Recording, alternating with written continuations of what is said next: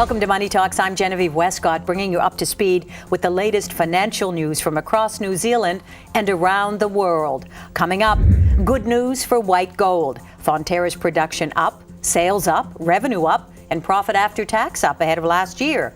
The detail in the strong half-year results for the dairy giant announced on Thursday.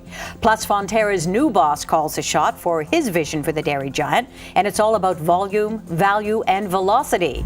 There are many envious companies in this country wondering just how Fonterra pulled off those sterling half-yearly results in such tough economic times. Let's look at a quick snapshot. In the 6 months to January 31st, revenue was up 7% to about $10 billion. Profit after tax was up 18% to $346 million. Dividends up 50% to 12 cents a share. Gearing was down 3% to 46.9%. Joining me today is Grant Abbott, General Manager, Rural Segment for ASB, and National Business Review Editor Nevil Gibson. Let me start with you, Nevil. Good to see you. Hi. What do you make of those Fonterra results? Aren't they something? Very impressive indeed. And it just shows you that dependence on commodity exports, as a lot of people like to call them, is actually a pretty good thing. And there was a very growing revenue in the ingredient sector and in a lot of the consumer goods. So that's good news. One of the interesting things about Fonterra is that I've been logging the mentions of Fonterra in the overseas press, and it's really gone through the roof since the new chief executive arrived, and they started sending out quite different signals around the world about their role in the food industry and what's happening in China. So Teo Spearings has been good news, you reckon, for the company? Well, I don't know if he brought the attention with him, but certainly their communications program outside of New Zealand seems to be working well, whereas inside we seem to adopt a bit of a knocking mentality. There is, and it's something that Teo Spearings is very concerned about. I heard him speak recently, and he described the company as in terms of New Zealand, being an occupier. It's perceived still as being an occupier when really they want to be part of the community. They want to be a steward. Grant, your reaction? I mean, it's an interesting point. I think in terms of that sort of stewardship piece, what you're also getting is a dichotomy between the rural space and the urban space, and I think a lot of that feeling about an occupier and what have you is generated in the urban space. But just in terms of looking at the result, I think one of the also key underlying messages there is, in fact, that their collections were up 10% over that period as well. So obviously they've got more product to deal with. Now, they've been very lucky too. They've had sensational growing conditions, haven't they, Nevil? They certainly have, and that looks like continuing for the volumes going for the rest of the year. You can't help but get the feeling that Teo thinks that Fonterra's been trying to do too much in too many places. He wants to focus down, and he's really targeting emerging markets. Tell me more. Well, basically the traditional markets, the Northern Hemisphere markets, are pretty much chock-a-block. In fact, their producers are really coming away in terms of producing additional volumes too. So they are targeting the areas where there's growing affluence, your China's, Asian, Latin America, and they are basically the growth areas for the future going forward, and that's primarily why they're driving it. And they're really going after premium products, targeting nutritious, healthy foods. They're targeting babies, mums, and people who are getting older. Is this going to be a gold mine for them, do you think, in the world? Well, they're doing, it's classic textbook stuff. They're looking at the top end of the market where you can add value. There's a lot of research and development going on, not just in New Zealand, but also in the United States and in Australia and elsewhere, that Fonterra is backing. In fact, they're one of the world's leading researchers, and if they're watching carefully what Nestle and others are doing, they're right there ahead of the world. The key part coming out of Fonterra's message is the significant increase in terms of the demand, and their view is it's going to pretty much outstrip supply. But what we're seeing at the moment is a lot of the other countries and New Zealand pumping in a lot of extra milk over the last 12 months or so. I think it's up something like 3% over the last to the calendar year December 2011. So what you're potentially seeing at the moment in terms of the GDT price is a bit of a sort of supply-demand glut, short term hopefully, which will hopefully alleviate over time. But to pick up one of the earlier points, I think the standard and premium ingredient story is very, very important. And I think a lot of our other agricultural producers can actually learn a lot from that. Because what it is value add. It is not effectively the commodity, the basic commodity.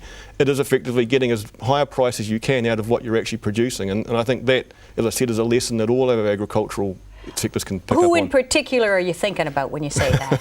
Come on. Well, the one obviously that there's obviously a lot of work going on at the moment is around the sheep and lamb sector. Yeah, and they continue to struggle. What is it with that sector? What somebody's got to bang their heads together and say, boys and girls, we're missing out big time.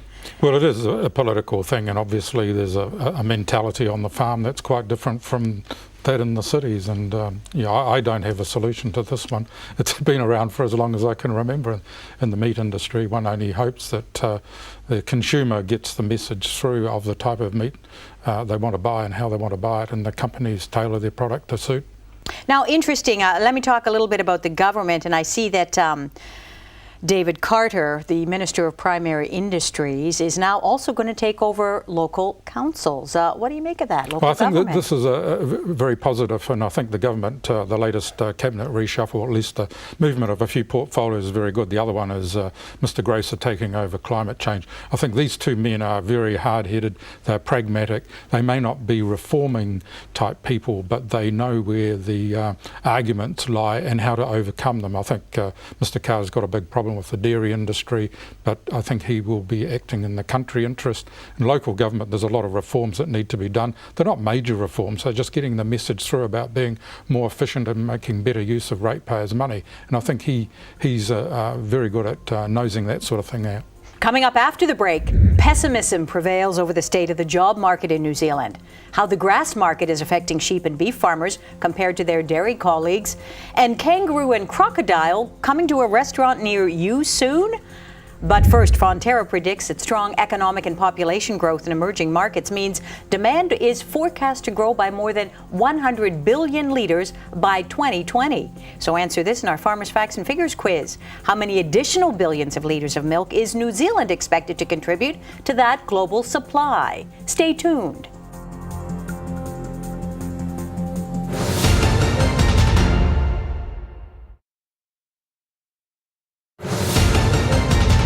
Welcome back to Money Talks. Just before the break, we asked you, how many additional billions of litres of milk is New Zealand expected to provide global supply in a world where demand is forecast to grow by more than 100 billion litres by 2020?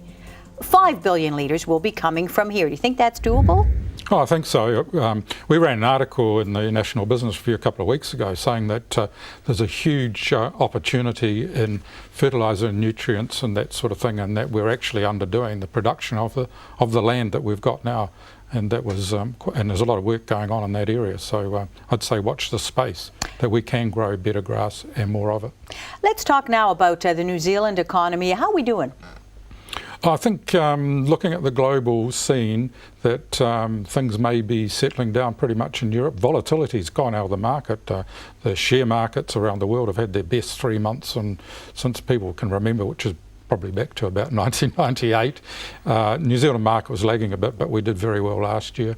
And so there's no real storm clouds on the horizon that I can see. But certainly over in Europe, let's talk about employment, and let's compare here to, let's say, Spain. 1 in 4 Spaniards now unemployed. That's incredible. 25 million people across Europe not able to find work. What do you make of that, Grant? No, I'd rather actually comment on what's happening closer to New Zealand. Optimism around employment went backwards. Yeah, a lot of pessimism at the moment. That was driven predominantly by the public sector, obviously, in terms of what the combination of ministries. But look at the agricultural space. There are still significant amounts of jobs in that space in New Zealand, and we aren't producing enough people effectively to fill those roles. And maybe sort of tongue-in-cheek, one could say, well, perhaps we should import some of the Spanish people to fill up. I mean, after all, we've got Filipinos. I don't think they'd be out there in the early morning, these guys. Spain is one of those countries a bit too laid back. And that's right. They'd be drinking sangria. That's right, and they have big rests in the middle of the daytime. Their productivity must be about the lowest in Europe. But it's interesting, because I know for the rebuild in Christchurch, they're now talking about bringing in the construction industry 6,000 workers from painters. So they need 6,000 painters, 24,000 people all up apparently to rebuild Christchurch. They're seriously talking about bringing them in from overseas. Yep. Don't we have people here that could be doing that? You would hope so, but I mean, if you go back a couple of years in terms of, again, the tightness, even in terms of the Auckland market around trying to get good builders, good decorators, I'm not sure where they go, possibly Australia. Do you think public service people now who may be losing their jobs, and I think it's going to get really tough, do you think they should be looking at the agricultural industry?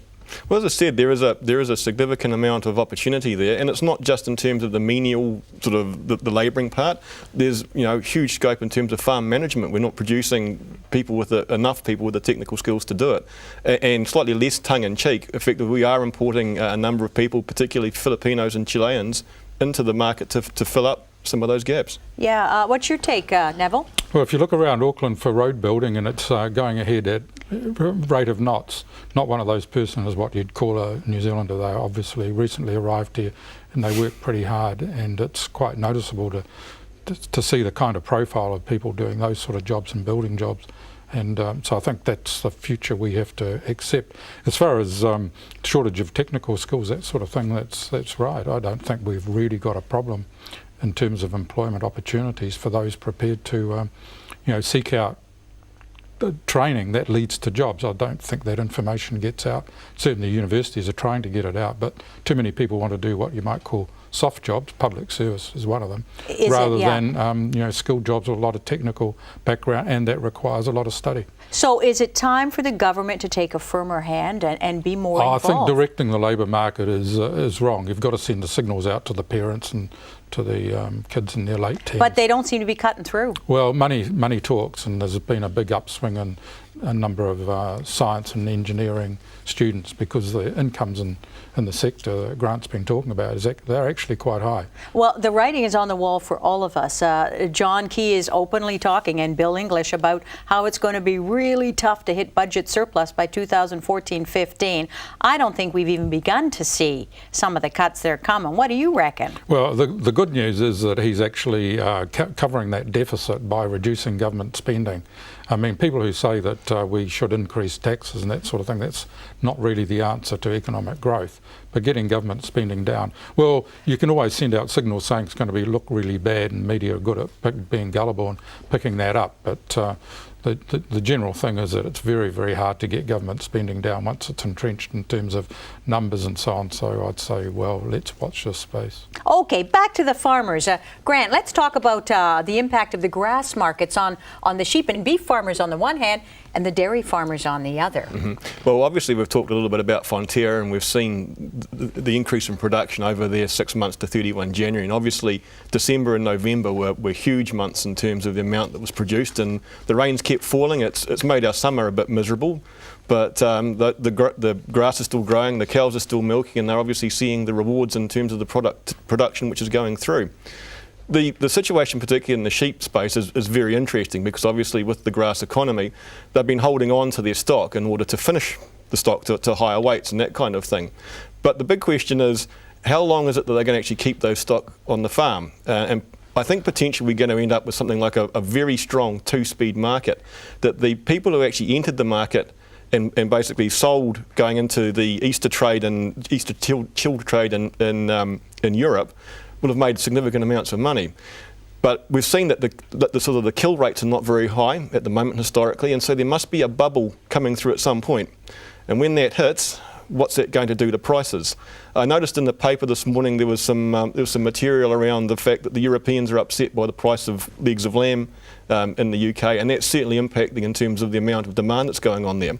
And my feeling is that once we get out of the Easter trade thing, we will actually see the European prices come backwards, and that will also have a potentially significant impact in terms of scheduled prices too.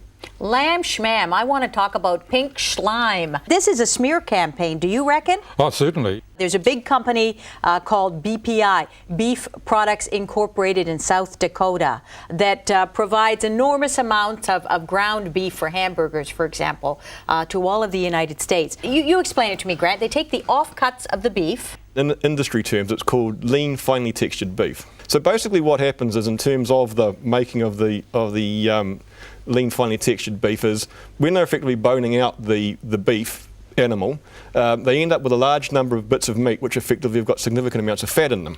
And it's just not cost effective effectively to manually pull that meat off the fat. So what they do is they put it into something which is a little bit like a centrifuge. Yeah. And effectively it's warm, and that helps effectively emoliate the fat. They basically spin it and get rid of all the extra fat, so it's much leaner. Yep. And then they add this into hamburger meat, for example, that they sell. Yep. But now they also treat it with something called ammonium hydroxide gas, apparently to kill off bacteria. And the U.S. government says it's safe. So what's the problem? Going back to the sort of view of it, it's a smear campaign. It potentially is what it is. Ammonium hydroxide actually occurs naturally in vegetable and meat matter. It's often used in terms of other vegetables. It's been used in the industry for a significant period of time. And it's used to kill off bacteria like E. coli and Salmonella. But isn't this... Well, it's a bit like the nuclear thing. You hear about radiated foods, and that's done to make them safe, but it's got nothing to do with nuclear bombs and radiation fallout, and this is in the same territory. The food is safe, the authorities have said so in the United States, but once this campaign got into the media and got every school has banned it, it seems, and every day there's news about it, and one big company, APA, has collapsed as a result of this. That's right, and BPI has had to shut down in several of the states and lost hundreds of jobs. Well, they've shut them down because of the drop in demand. People say we don't want it. It's a bit like GM Foods is another one of these sort of things. So the campaigners in this area have scored a bullseye with this one. And it shows how powerful one person starting a Twitter or a social media campaign can be in affecting entire industries. We're going to talk about this when we come back. Thanks, gentlemen. Coming up after the break, future-proof on the highways and byways of the economic world as our experts point out what's coming up. Earlier in the show, we talked about Fonterra's new global vision, and a big part of it centers on China, where food security and safety, speaking of U.S. beef, are key to doing business well. 4 years after China's melamine scandal in baby formula that affected 300,000 victims, killed 6 infants, and saw 2 officials executed and many more sent to prison, China's dairy industry has barely recovered. So answer this in our Farmers' Facts and Figures quiz. China's milk product imports have soared to how many tons a year in the wake of the melamine scandal? The answer after the break.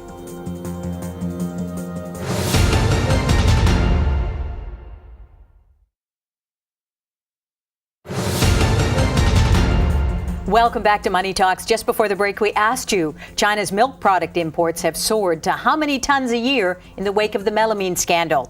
Imports are up to almost 1 million tons a year. And now it's time for future proof. But before we go there, Grant, so what's it going to take to replace all of that controversial beef that they're now not putting out in the marketplace anymore?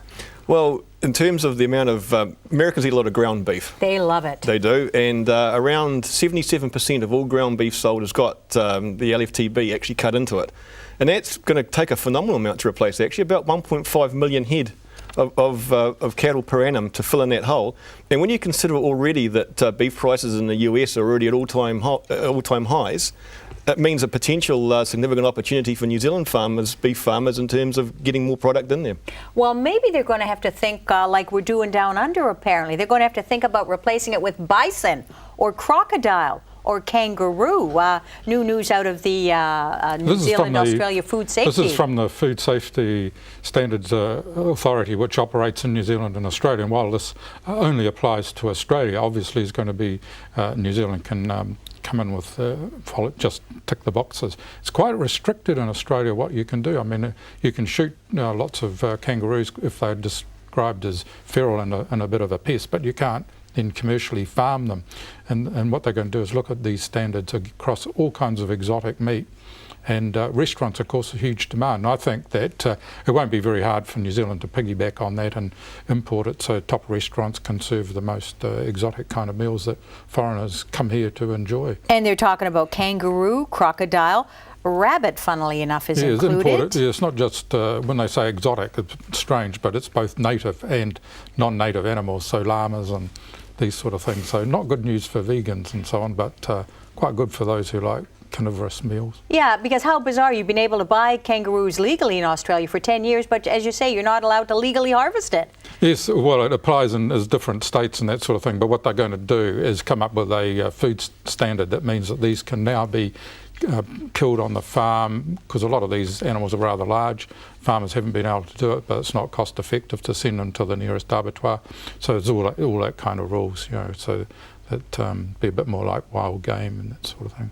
Let's talk a little bit about food safety and food security, whether it's U.S. beef or whether it's dairy products in China. And let's face it, China's still not over the melamine scandal, is it? Well, there's a food scandal in China, it seems, about every week, and there's some, really, like use of oil that's gone into the drains, this sort of thing. The Chinese population in general has become quite paranoid about it, and they won't touch any kind of milk powder unless it comes in a tin from New Zealand or somewhere else. And so obviously Fonterra, having taken a huge knock, and with the Sanlu factory now has got all its ducks in a row, and there's huge demand there, even so much that smuggling milk powder into China is quite a popular activity. Isn't that something? Yeah, that's really weird. Yeah. And if you go near Auckland Airport, you can't buy it at the supermarket. Well, somebody's bought it all for you.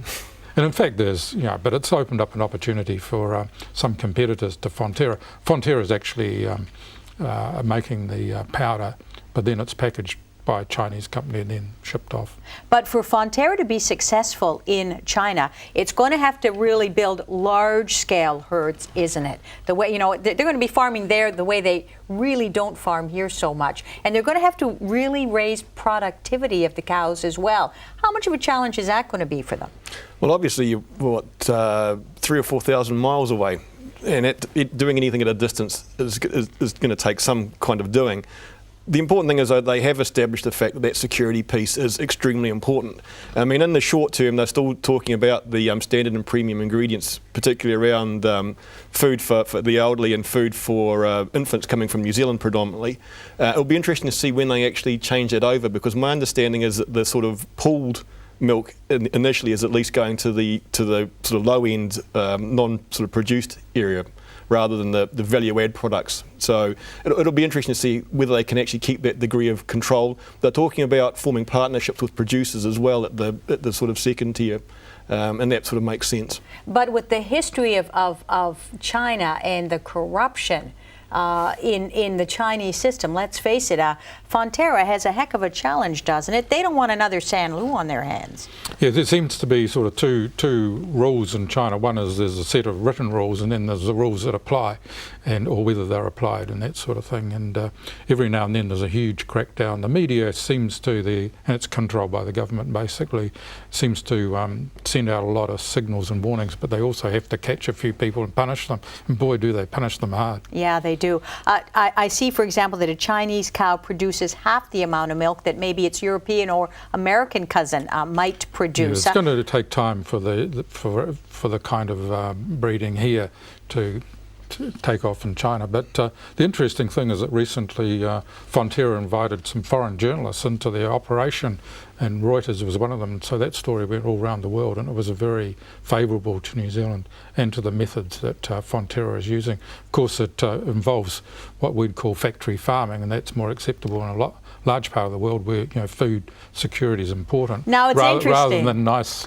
grass growing in nice paddocks. Yeah. And so do we have one standard here at home, but we turn a blind eye? I mean, what are the environmentalists here going to make of that? Is there going to be a campaign here at home saying no factory farming in China, even though that is a reality? Well, it could be. If you send a bunch of New Zealand journalists up there who are not used to this sort of thing, they'd probably be horrified. I haven't seen it myself, but I'm just going by what these overseas reporters who write not for the New Zealand market but for more industrial markets in North America and Europe. What are you going to be watching over the next 7 days, very quickly? What's hot on your radar? Oh, with Easter coming up, there'll be a lot of chocolate eaten, and there's no question that when you look at the amount of news coming out about chocolate recently, it's all good news. There's lowers blood level, cholesterol. You can even, if you eat little bits of chocolate every day, you can lose weight and this sort of thing in spite of the calories and that sort of thing. Look at me, I'm living proof. So there's no question that Cadbury, Kraft, Nestle have got all these scientists, and there's a looming shortage in cocoa, and this is one of the key things. And the more cocoa that's in your chocolate, the better it is for you. Absolutely. So it may not be so good for Fonterra because we have probably way too much milk in our chocolate. So, but it's really interesting. I look forward to more research in that area. So listen, forget stocking up on Marmite. I say stock up on Cocoa.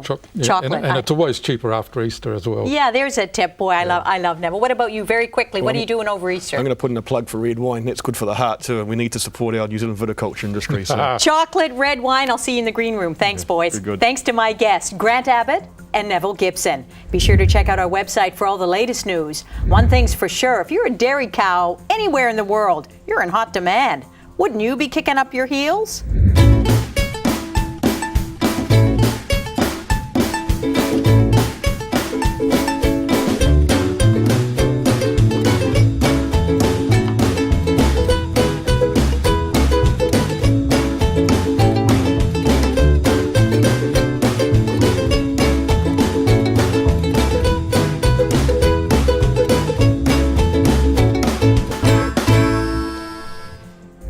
Keep the faith. See you next time.